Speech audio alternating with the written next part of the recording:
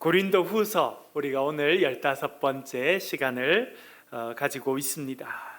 지난 시간에 살펴보았습니다만 참 중요한 표현이 있어서 오늘 그 표현을 다시 한번 구체적으로 살펴보길 원합니다. 그것이 무엇이냐면 사도 바울이 가지고 있었던 육체의 가시, 사탄의 사자가 무엇인가라고 하는 것입니다. 여러분, 우리는 생각하면 사도 바울 정도 되는 사람이면 이런 것이 없으리라 생각합니다. 여러분, 사도행전을 보십시오. 사도행전을 보면 사도 바울이 위에서 기도하는 사람들이 병이 낫게 됐습니다. 귀신 들린 자를 바라보고 그 귀신을 향해서 명령하면 귀신이 떠났습니다. 심지어 여러분, 사도 바울이 하고 있었던 앞치마를 병든 사람 위에 올려놓으면 그 사람이 고쳐지는 역사가 있었습니다. 어떤 분은 사도 바울은 왜 앞치마 하고 다녔나 그런 생각하게 될 텐데, 여러분, 사도 바울은 가죽으로 된 앞치마를 하고 있었다고 생각됩니다. 왜 그랬을까요? 설거지를 주로 많이 해서 그럴까요?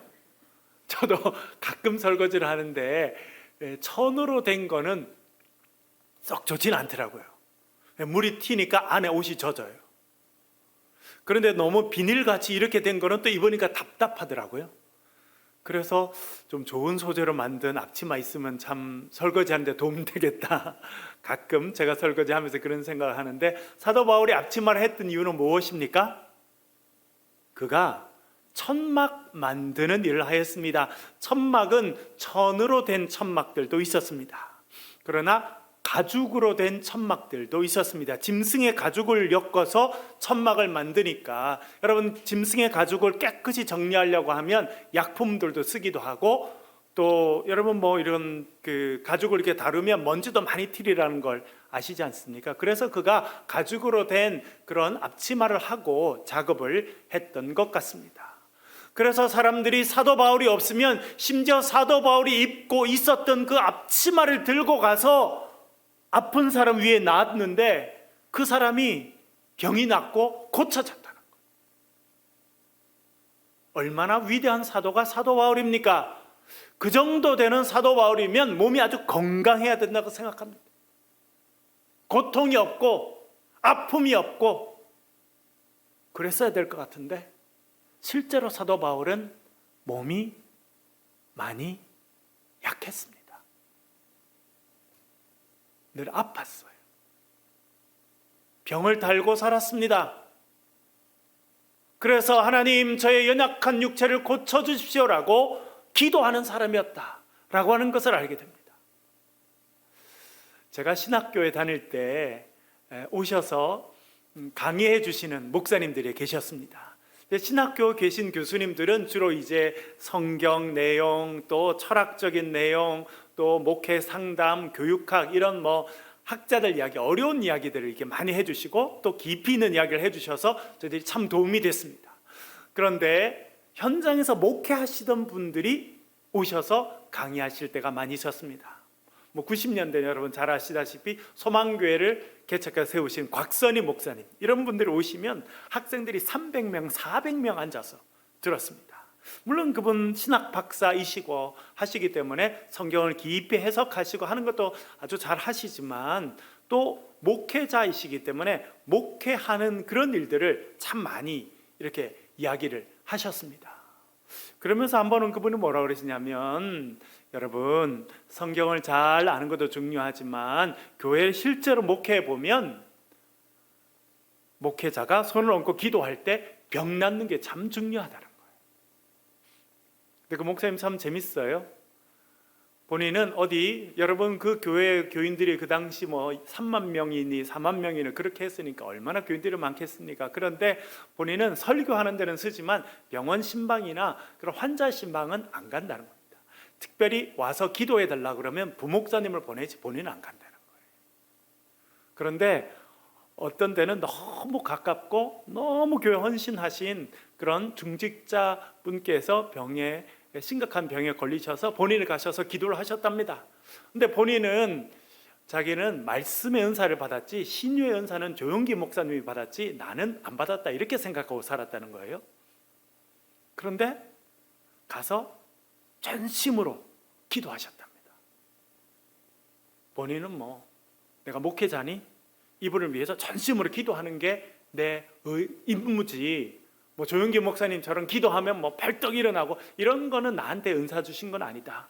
그렇게 했는데 본인이 가서 기도하셨다는 거예요. 그런데 그분이 기적적으로 나았다. 그래서 사람들이 광 목사님은 설교만 잘하는 게 아니라 이제 신유까지도 은사가 있다 이렇게 소문이 나서 교인들이 더 많이 모였대.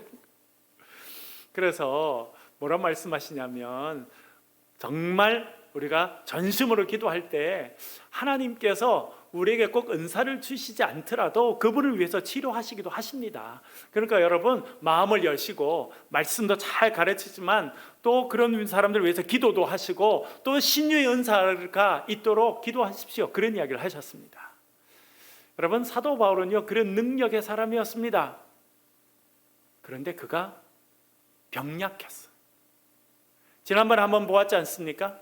사도 바울을 공격하는 대적자들이 있었습니다. 그들이 이렇게 말했습니다. 그의 쓴 편지를 보면 논리적이고 그런 힘이 있는데 만나보면 너무 약하다는 거예요. 생긴 것도 별로 볼 것이 없고 말도 어둔하고 그리고 병약하다는 것입니다.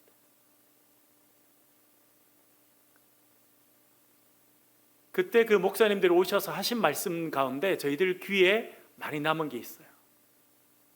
뭐라고 그러시냐면 우리나라 교회가 70년대, 80년대, 90년대 하면서 폭발적으로 성장하고 세계 기독교 역사의 유래를 찾아볼 수 없을 만큼 교회가 영향력을 가지게 됐는데 그 대표적인 목사님들이 있었습니다. 한경직 목사님부터 비롯해서 또 조용기 목사님이나 또 곽선희 목사님 이어지는 여러분들 계셨는데 특징이 뭔지 아세요, 여러분? 그분들의 특징 다 죽을 병에 걸렸다는 거예요. 대부분은 폐병에 걸렸다는 거예요. 한경재 목사님도 미국 유학 중에 폐병에 걸려서 사경을 1년 이상 헤맵니다.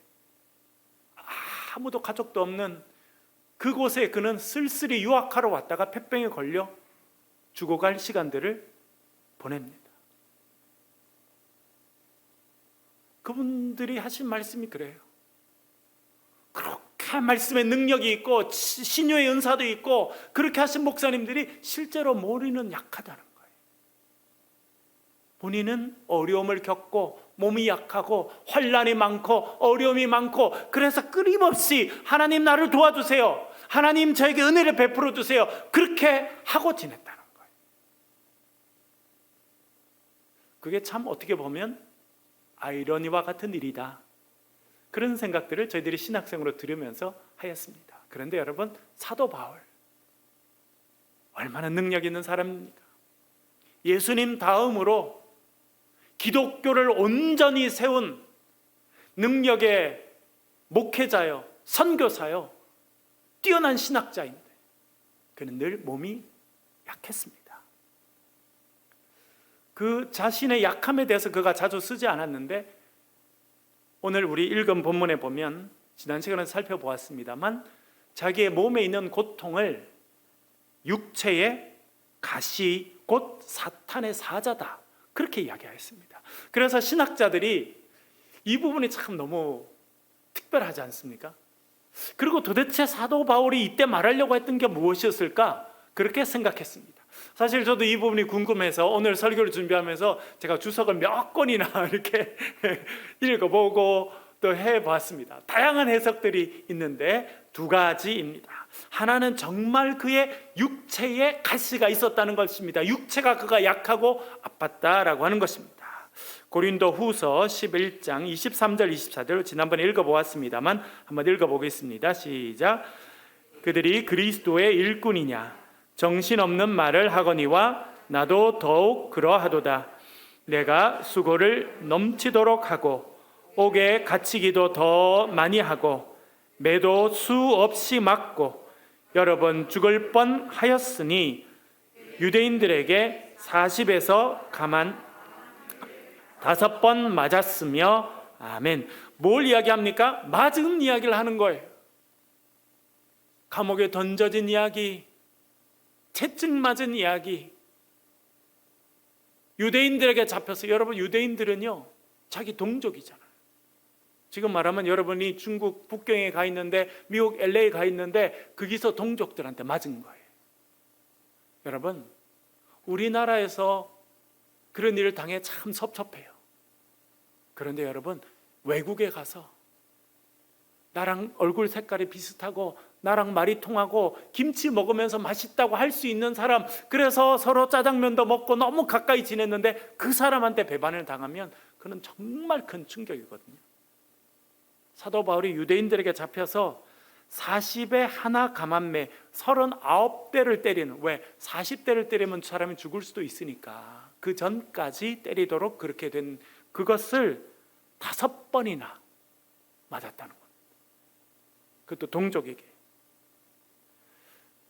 그는 몸이 많이 약했을 뿐만 아니라 이렇게 사역들을 감당하면서 고난을 끊임없이 당합니다. 그리고 계속 몸이 약해졌다고 생각이 됩니다.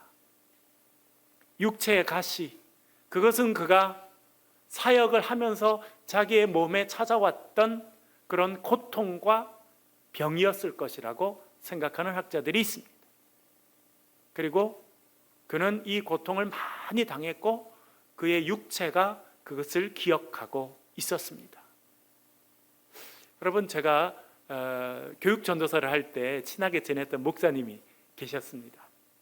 그때는 전임 전도사님이었는데 제가 주일날 섬기던 교회 같이 저녁 예배까지 드리고 그 선배 댁에서 저녁에 하룻밤 자고 그 다음날 저는 이제 학교 기숙사로 가고 그 선배는 이제 석사과정 공부하느라 장신대에 같이 가서 공부하고 그렇게 했거든요. 그래서 주일날 저녁에는 자연스럽게 그 선배 댁에서 이제 하룻밤 같이 신세를 제가 지게 됐습니다. 물론 저랑 같이 자진 않죠. 저쪽에서 형수님이랑 같이 주무시고 저는 이 방에서 자는데 한 번은 저녁에 형님이 깨가지고 오셨더라고요. 그래서 저보고 뭐 하냐고 그래서 자야죠 그랬더니 박찬호 야구 보자 그래서 야구를 보다가 그때 박찬호가 한참 해가지고 그래서 형님 왜 안 주무세요 그랬더니 야 나는 새벽 1시 반쯤 되면 자주 깨 그러는 거예요. 그래서 왜요? 그랬더니 자기가 군대에 있을 때 정신적으로 이상한 고참이 있었다는 거예요. 새벽 1시 반만 되면 자기 내무반 사람들 깨워서 몽둥이를 팼다는 거예요. 그거를 지속적으로 그렇게 당했다는 겁니다. 지금은 그런 일이 없지만 옛날에는 그런 일이 비일비재했거든요. 그래서 자기는 너무 그 시간은 충격적이었는데 어떤 데는 몸이 안 좋으면 자기가 제대한 지 10년이 됐는데도 그때 그 시간에 깬다는 거예요. 몸이 그걸 기억하고 있는 것 같다고. 그래서 그날도 새벽에 깨가지고 저를 깨워서 TV를 이제 같이 봤거든요. 여러분 그런 경우가 있지 않습니까? 몸이 그걸 기억해요. 내 정신은 기억하지 않는데 그것이 가시였을 수 있겠다, 그렇게 학자들이 생각합니다. 갈라디아서 6장 17절 사도 바울은 이런 이야기를 합니다. 갈라디아서 6장 17절 같이 한번 읽어보겠습니다. 시작. 이후로는 누구든지 나를 괴롭게 하지 말라. 내가 내 몸에 예수의 흔적을 지니고 있노라. 아멘. 뭘 가지고 있다는 겁니까? 자기 몸에 예수의 흔적. 헬라 말로는 스티그마라고 말합니다. 스티그마, 흔적이라는 뜻입니다. 그것이 무엇이었는지, 예수의 흔적을 갖고 있다. 지금은 여러분 젊은이들이 여기에 타투라고 하잖아요. 문신, 이렇게 직접 새기는 문신도 있고 붙이는 문신도 있고 하는데 그런 문신처럼 어떤 몸에 새겨진 게 있었다는 거예요. 사도 바울은 그것이 나에게 남겨진 예수의 흔적이다, 그렇게 말했습니다. 여러분, 예수님의 흔적 하면 여러분 뭐가 생각나십니까? 십자가죠. 예수님께서 양손에 못이 박히시고 실제로는 손끝이라기보다는 아마 손목이었을 거라고 생각이 됩니다. 그리고 양발에 대못이 박히셨습니다. 그리고 옆구리에 창이 찔리셨죠. 그리고 여러분 십자가를 메고 골고다 올라가시기 전에 예수님께서 어떤 형벌을 받으셨습니까? 사형을 시키기 전에는 옷을 벗기고 큰 나무 같은 데 매달아 놓고 채찍으로 내리쳤거든요. 언제 한 번도 말씀드렸습니다만 그 당시 로마 사람들이 사형수에게 쓰는 채찍 끝에는 뼈나 혹은 철 같은 게 묶여져 있어서 한 번 때리면 그것이 몸에 들어가서 몸을 찢는 그런 채찍이었습니다. 사도 바울이 말하는 예수님의 흔적이 무엇일까? 사람들이 많이 생각합니다. 그가 예수님처럼 십자가에 못 박히지는 않았습니다. 오히려 사도 바울은 나중에 어떻게 순교합니까? 목을 쳐서, 이렇게 목이 달아나서 순교하게 되거든요. 그래서 사람들 전설에 의하면 그 전승에 의하면 사도 바울의 목이 떨어져서 탁탁탁 3번 굴렀다는 거예요. 그리고 그의 목이 떨어져서 굴른 곳마다 샘이 솟아났다. 그래서 지금도 로마에 가면 그 기념교회가 있습니다. 그러면 그가 몸에 가졌던 예수의 흔적은 무엇이었을까? 많은 사람들은 그가 채찍에 맞고 매 맞았던 것이 몸에 흉터로 남아 있었다고 생각됩니다. 요즘에는 그런 영화가 없습니다만 제가 어릴 때 했던 영화 가운데 흑인 노예에 관련된 영화가 있었습니다. 요즘에도 가끔 보면 그런 흑인 문제, 특별히 흑인 노예에 관한 그런 것이 있는데요. 최근에도 제가 책 하나를, 소설책 하나, 유명한 소설책 하나를 읽었습니다. 앵무새 죽이기라고 하는 아주 유명한 소설을 제가 최근에 읽었는데 언제 한번 내 설교 시간에 소개하려고 읽었는데 거기도 보면 이제 흑인들이 나오거든요. 천대받는 흑인들. 그 사람들의 사진들을 이렇게 보면 몸에 정말 매로 맞았던 자국들이 그대로 흉터로 남아 있습니다. 평생 그걸 가져가는 거죠. 그래서 이 성경학자들은 사도 바울이 말하는 이 육체의 가시, 그것은 그가 그렇게 채찍 맞고 매를 맞고 감옥에 던져지면서 생긴 어떤 그런 병이 아니었을까, 그렇게 생각이 됩니다. 물론 간질이었을 거다, 또 눈이 안 좋았기 때문에 안질이었을 거다, 그렇게 말하는 분들도 있고, 그것이 아니라 그가 지속적으로 이렇게 고난을 받고 박해를 받으면서 몸에 생긴 그런 병이 아니었을까. 여러분, 류마티스 관절염이 있는 분들 계시잖아요. 그런 분들은 일기예보가 별로 필요 없다 그래요. 왜 그래요? 저희 부모님이 그러셨거든요. 그래서 아이고, 내 손마디가 쑤신 거 보니까, 어깨가 시린 거 보니까 비가 오는가 보다, 이렇게 하시더라고요. 그러면 많은 경우 맞습니다. 그렇죠? 몸이 그런데 반응을 하는 거죠. 그래서 사도 바울이 말했던 이 육체 가시라고 하는 것은 그가 그 고난을 받을 그 십자가 지신 예수님을 따라가는 삶을 살면서 받았던 그런 고통과 아픔의 결과로 자기를 힘들게 했던 것이라고 생각이 됩니다. 그런데 그것을 뭐라고 말했냐면 사탄의 사자라고 말했습니다. 앙겔로스 사타나, 헬라 말로는 그렇게 되어 있더라고요. 앙겔로스 사타나. 근데 재밌는 거는 앙겔로스라고 하는 말은 대부분 천사라고 성경에 번역됐습니다. 앙겔로스가 소식이란 뜻이거든요. 소식을 전하는 사람이라는 뜻이거든요. 그래서 영어로는 메신저라는 뜻도 되지만 에인저, 천사라는 뜻도 됩니다. 그래서 우리 성경에는 사탄의 천사 하면 안 어울리잖아요. 사탄과 천사가 안 어울리니까 그렇게 번역하지 않고 사탄의 사자, 그래서 메신저라고 그렇게 번역을 하였습니다. 육체의 가시, 그것이 그에게 사탄의 사자 역할을 했는데, 여기서 재밌는 것은 앙겔로스라고 된 표현입니다. 남성형 명사이거든요. 앙겔로스라는 자체가 헬라 말로 문법적으로 따지면 남성형 명사입니다. 사타나는 사탄이죠. 그러니까 사탄의 천사, 혹은 사탄의 사자, 사탄의 심부름꾼이라고 하는 뜻입니다. 그래서 학자들은 그의 육체의 가시가 그의 몸에 있었던 병이었을 가능성도 있지만 또 다른 가능성은 무엇이었냐? 그를 실제로 괴롭힌 사람이었다라고 생각할 수 있는 가능성이 여기 있습니다. 왜? 앙겔로스, 남성을 나타내는 명사를 사용하기 때문에 그렇습니다. 그래서 이 육체의 가시, 곧 그에게 사탄의 사자는 그를 괴롭히던 사람들이 아니었을까? 그렇게 생각하는 학자들도 많이 있습니다. 고린도후서 11장 14절 15절 한번 읽어보겠습니다. 읽겠습니다. 시작. 이것은 이상한 일이 아니니라.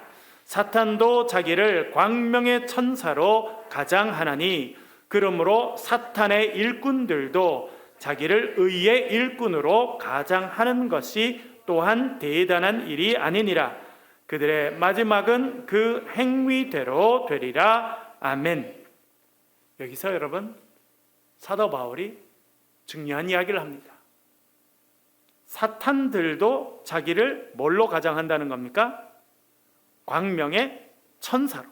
여러분, 사도 바울이 쓰고 있는 두 단어가 여기 또 등장하죠. 사탄이라는 단어와 천사라는 단어. 아까 말씀드렸지 않습니까? 앙겔로스. 오늘 본문에서 사탄의 사자라고 번역된 것의 원래적인 해석은 천사로 해석하는 앙겔로스라고 하는 단어입니다. 오늘 금방 읽은 고린도후서 11장에 보면 사탄도 자기를 광명의 천사로 가장한다는 겁니다.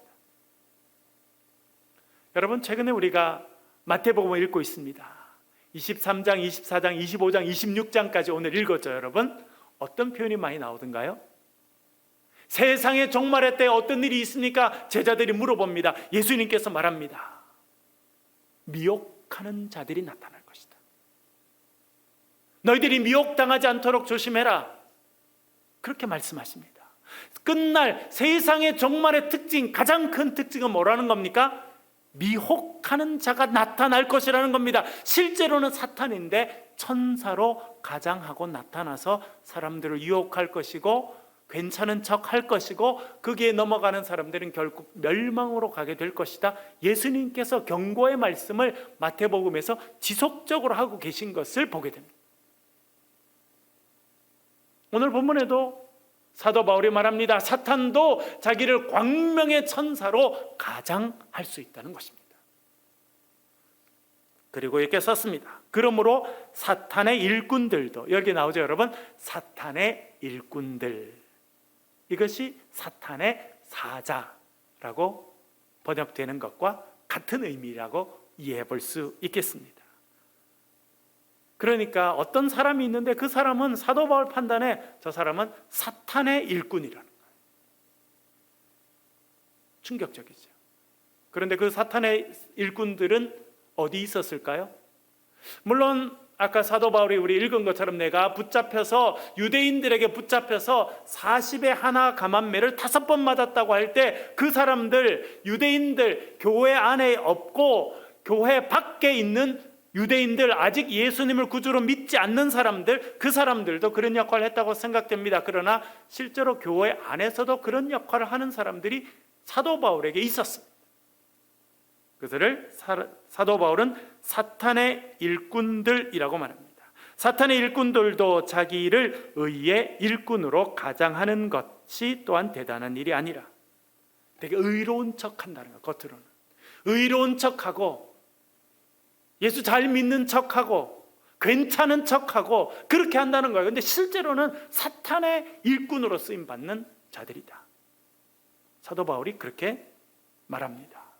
이 사람들을 가리키는 또 다른 말이 있습니다. 우리 고린도 후서 11장 26절 한번 읽어보겠습니다. 읽겠습니다. 시작.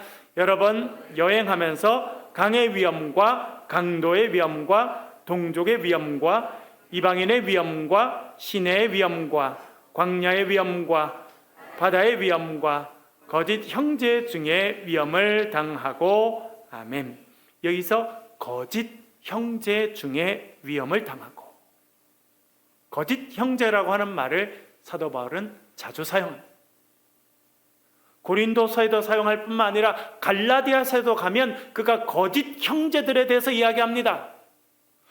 그리스도 안에서 가지고 있는 우리의 자유를 무너뜨리려고 하는 거짓 형제들이 교회 안에 있다는 거예요.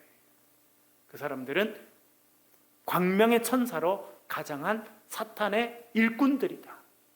사도 바울이 그렇게 지적하고 있는 것입니다. 근데 오늘 본문을 읽어보면 참 마음이 좀 안 됐어요. 여러분, 금방 읽은 고린도후서 11장 26절에 가장 많이 반복되는 단어가 하나 있는데 그게 무엇입니까? 강의 위엄과 강도의 위엄과 동족의 위엄과 이방인의 위엄과 신의 위엄과 광야의 위엄과 바다의 위엄과 거짓 형제 중의 위엄과, 저는 참 마음이 안 됐더라고요. 사도 바울이 얼마나 상처가 많으면 강도 무섭고 바다도 무섭고 광야도 무섭고 동족도 무섭고 이방인도 무섭고 거짓 형제들도 나에게 위협이 된다라고 생각하고 살았을까? 제임스 던이라고 하는 세계적인 학자가 있습니다. 이 시대를 살고 있는 신약학자, 특별히 바울 학자 중에 최고를 2-3명 정도 뽑을 수 있는데 그 중에 한 분, 이 제임스 던이라고 하는 분이신데 그분이 쓴 책이 이렇게 두꺼운 사도 바울 신학, Theology of Paul이라고 하는 세계적인 명저가 있습니다. 저도 그 책 열심히 보고 제가 이번에도 대학원 학생들 가르치는데 그것도 읽고 제가 가르치고 그렇게 하거든요. 그런데 이렇게 두꺼운 그분의 책, 영어로 되어 있는 책인데 그것을 필 때마다 저는 참 마음이 안 좋아요. 그 표지에는 노년의 바울의 모습이 그려져 있습니다. 감옥에 갇혀져 있는, 이제 내가 하나님께 부름 받을 날이 얼마 남지 않았다. 빌립보서에 있는 표현에 보면 내가 전제로 드려질 날이 가까웠다. 여러분, 전제라고 하는 것은 번제를 드릴 때, 옛날에는 그 동물을 가져와서 양이나 염소나 소를 가져와서 이렇게 번제로 태워드리지 않았습니까? 그리고 번제가 한참 되면 제일 마지막 쯤에 좋은 포도주를 갖고 와서 포도주를 그 번제 위에 쫙 이렇게 부어서 포도주를 또 태워서 드렸거든요. 그것을 전제라고 했습니다. 그러니까 사도 바울은 내 피가 이제 제물 위에 뿌려질 시간이 가까이 다가왔다, 그렇게 빌립보서에 쓰고 있거든요. 아마 그때였는지 누군가 사도 바울의 모습을 그렸어요. 그런데 정말 여러분, 지중해 연안을 다 다니며 교회를 세우고 귀신을 쫓아내고 그런 능력의 바울이 아니라 이제 늙고 병들고 외롭고 힘들어서 내가 너희들과 함께 있어도 좋고 주와 함께 있어도 좋다, 그렇게 생각하는 그 바울의 모습을 그려놨어요. 그래서 저는 그 책을 뽑을 때마다 참 마음이, 여러 가지 마음이 듭니다. 신학 공부를 더 제대로 잘해서 나도 잘 알고 또 잘 가르치고 해야겠다, 그런 생각도 또 들고, 또 한편으로는 하나님의 사역자로 살아가는 사람은 외롭구나, 힘들구나, 몸이 많이 아프겠구나, 그래서 주님만 더 바라보며 살아가야겠구나, 그런 생각들을 하게 됩니다. 오늘 사도 바울도 보면 자신의 삶을 돌아보면서 얼마나 많은 어려움을 겪었는지, 얼마나 힘든 일을 당했는지 우리가 알게 됩니다. 그래서 학자들은 그가 경험했던 이 사탄의 사자는 그를 그렇게 지속적으로 공격했던 교회 안에 있었던 사람들이 아닐까 생각하는 분들도 많이 있습니다. 그런데 재밌는 건 뭐냐면요, 앞에 다시 가보면 내 육체에 가시 곧 사탄의 사자를 주셨으니 라고 되어 있는데, 주셨으니 우리나라는 아주 이렇게 능동태로 표현되어 있습니다만 헬라어로는 수동태예요. 이것이 내가 원치 않았지만 나에게 주어졌다, 이렇게 표현되어 있습니다. 여러분, 사도 바울도 육체의 가시를 갖기를 원치 않았어요. 그러나 원치 않았지만 자기의 삶에 주어졌어요. 헬라어로 수동태라고 하는데 그것을 쓰는 이유는 하나님이 하셨다는 뜻입니다. 그러니까 사도 바울은 그걸 어떻게 이해했냐면 내 삶에 있는 이 육체의 가시, 사탄의 사자 역할을 하는 이 육체의 아픔과 나의 환경을 하나님께서 허락하신 것이다. 근데 여러분 참 재밌어요. 보세요. 그러면 하나님께서 우리에게 일부러 가시를 주시느냐, 사탄의 사자를 하나님이 보내시느냐, 그렇게 질문할 수 있거든요. 그렇습니까, 여러분? 그런데 사도 바울은 또 그걸 뭐라 표현하냐면 사탄의 사자라고 했어요. 하나님의 일꾼이라고 표현해야지. 그러면 그렇죠? 사탄의 사자라고 한 것은 이것은 사탄이 하는 일이야 라고 생각했기 때문에 그렇습니다. 그러면 이걸 어떻게 해석할까? 성경을 해석하는 사람들도 참 힘듭니다. 그래서 우리가 힌트를 얻는 것이 욥기입니다. 욥기 1장 12절 말씀 같이 한번 읽어보겠습니다. 시작. 여호와께서 사탄에게 이르시되 내가 그의 소유물을 다 내 손에 맡기노라. 다만 그의 몸에는 내 손을 대지 말지니라. 사탄이 곧 여호와 앞에서 물러가니라. 아멘. 욥에게 일어난 그 고난과 아픔과 처절한 것은 누가 한 일입니까? 사탄이 한 일. 사탄이 한 일이라고. 그러면 우리는 질문하게 됩니다. 하나님, 그러면 하나님께서 이 세상을 다스리신다는데 하나님은 어디 계십니까? 나의 삶에 사탄이 이렇게 사자를 보내서 나를 힘들게 하고 고통스럽게 하는데 하나님 도대체 어디 계십니까? 질문할 수 있죠, 여러분. 이것은 우리 인류가 갖고 있는 가장 중요한, 우리 기독교인들이 갖고 있는 가장 중요한 질문 중에 하나입니다. 그 질문에 대한 대답을 열심히 하고 있고 나름대로 최선을 다해서 하고 있는 책이 욥기입니다. 하나님이 세상을 다 다스리고 그 하나님의 다스림 가운데 사탄도 있다는 것입니다. 그러나 어떤 영역은 사탄이 하도록 하나님께서 내버려 두셨어요. 그래서 사탄이 거기서 역할을 하는 거예요. 욥의 삶에 고난을 준 것은 하나님이 아니라 사탄이 한 거라는 거예요. 여러분, 우리의 삶에도 사탄이 하는 일이 많아요. 그러나 우리가 믿음의 눈으로 보면 그 모든 일, 그때는 정말 사탄의 사자가 나를 괴롭히고 나를 힘들게 하고 나를 고통스럽게 했지만 우리가 돌아보니까 그 모든 일들을 주관하시는 분은 하나님이시구나라고 우리가 고백할 수 있게 된다는 것입니다. 여러분, 그러나 내 삶에 있는 고난과 아픔을 하나님이 주신 것이다, 그렇게 생각하면 안 됩니다. 우리는 그걸 구분할 수가 없어요. 지난 다음에만 알 수 있습니다. 그때는요, 정말 사탄의 사자가 나를 괴롭히고 힘들게 하는 때가 있는 거예요. 사도 바울이 그렇게 느꼈어요. 그래서 육체의 가시가 있고 그것은 사탄의 사자다, 그렇게 사도 바울이 생각한 것입니다. 여러분, 그러나 하나님께서 우리의 삶을 큰 그림으로 이끌어 가시는 줄로 믿습니다. 여러분, 그 고백이 여러분의 삶에 있으시길 바랍니다. 하나님, 제가 지금은 이해하지 못하고 지금은 다 제가 깨닫지 못하고 지금은 다 알지 못합니다. 그러나 하나님, 선한 손길로 저를 이끌어 주심을 믿습니다, 고백하며 살아가실 수 있기를 바랍니다. 한경직 목사님, 그 미국에서 유학하다가 프린스턴 신학교에서 3년, 그가 얼마나 공부를 잘했는지 예일 대학의 박사과정에 합격했어요. 그리고 박사과정에 가기 위해서 신체 검사를 하다가 결핵이 발견됐거든요.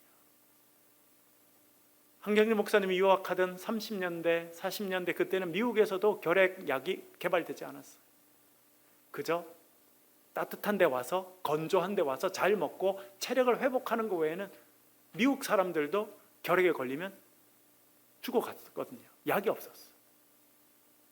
그러면서 그가 알버커키라고 서부의 건조한 지역에 와서 교회에 사는 병원에서 그가 1년 반 동안 거기서 죽음의 사선을 넘나드는 시간을 갖습니다. 얼마나 힘들었겠어요. 평양에는 자기의 아내와 아이들이 있고 나이 드신 부모님 계신데 연락도 하지도 못하고 저 자식이 어떻게 사는지도 모르고 혼자 죽어가는 그런 시간을 겪은 거예요. 목회자지만 얼마나 여러 가지 생각이 들었겠습니까? 그러나 나의 감사라고 하는 그의 책을 보면 하나님이 그 순간에도 자기와 함께 하셨다는 거예요. 자기를 만져주셨다는 거예요.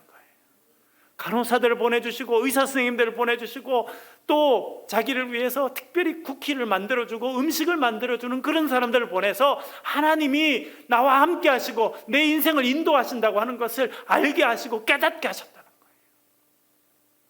그래서 그분이 그 병이 난 다음에 박사과정을 한 것이 아니라 다시 평양으로 돌아와서 나중에는 신의주에 가서 목회를 하시잖아요.